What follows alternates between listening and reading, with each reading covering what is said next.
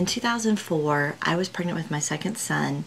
At 38 weeks, I woke up with this excruciating pain, and we rushed to the hospital, and it turned out that my son died. My uterus had ruptured, and my son passed away. My husband and I were beyond devastated about this. We really felt like God was silent during that time. You know, we had prayed that we would have children that would grow up to love God and all of this, and here, you know, we thought, we don't deserve for this to happen. We go to church, we do all the right things, and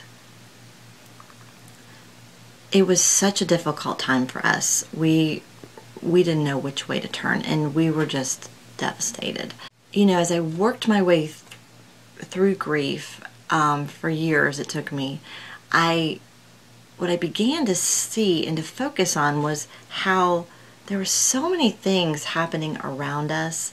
You know, we had friends from work that prepared meals for us for 3 months. We had meals delivered every other day to our house for 3 months. I mean, it was amazing. We had this nursing staff at the hospital that just literally took care of us so well. They called us, they checked on us. I mean, it was just amazing how God put all of these people around us to basically lift us and carry us through this time. And it wasn't until really years later that I was able to see how God answered that and how He was there during that time, and He was lifting us up and bringing us out of this tragedy.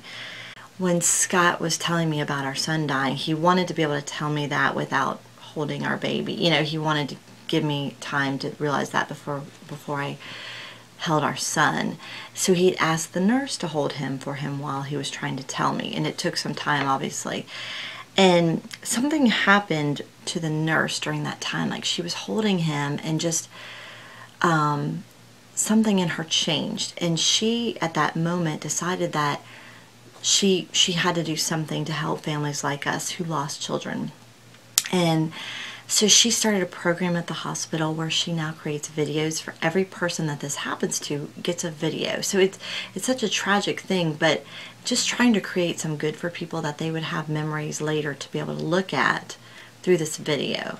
And then also there's a beautiful garden out front of the hospital that's named after our son. It's the Allred Garden.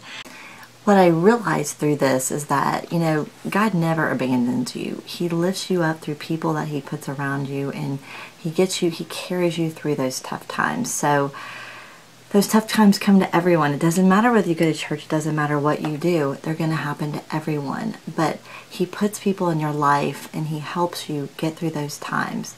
You know, to see how God used our situation, which was so devastating for us, and I will never say I'm happy that it happened, but I'm happy that the things that did happen because of Adam's dying, it has given me such peace to know that all of this good has happened since then because of him.